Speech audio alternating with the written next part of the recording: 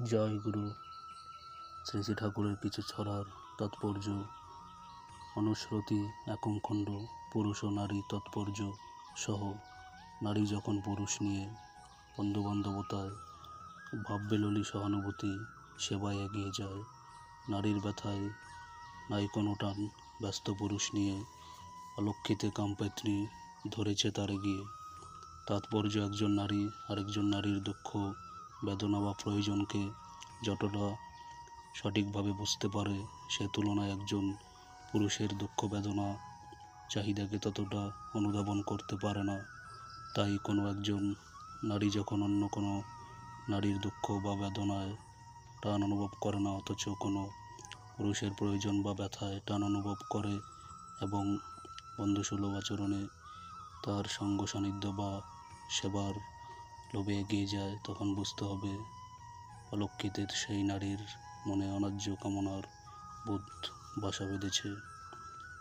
অসত্যিত্বের কুটিল চকই ছাড়াই আপন কুলে মানগরবীর দম্ভদাবি কুলটা করে তুলে।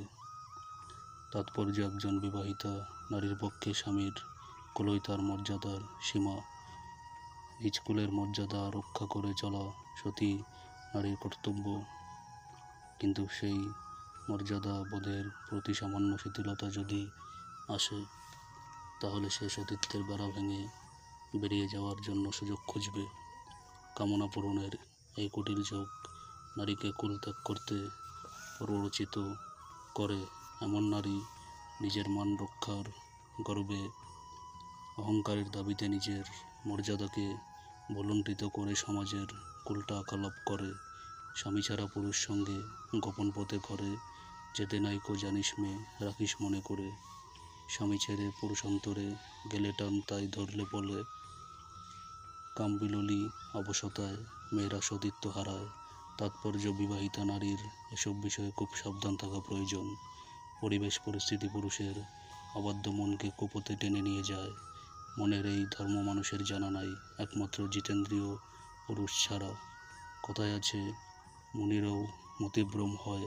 তাই নিজের ভালো পেতে গেলে নিজেকে শাসনের বাঁধনটা আলগা করতে নাই।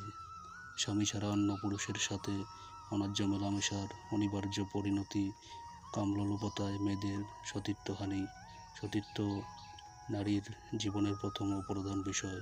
সতী নারী সেটা মর্মে মর্মে বোঝে, আর সেই সতী নারীর ব্যক্তিত্বের জেল্লাই হয় স্বতন্ত্র।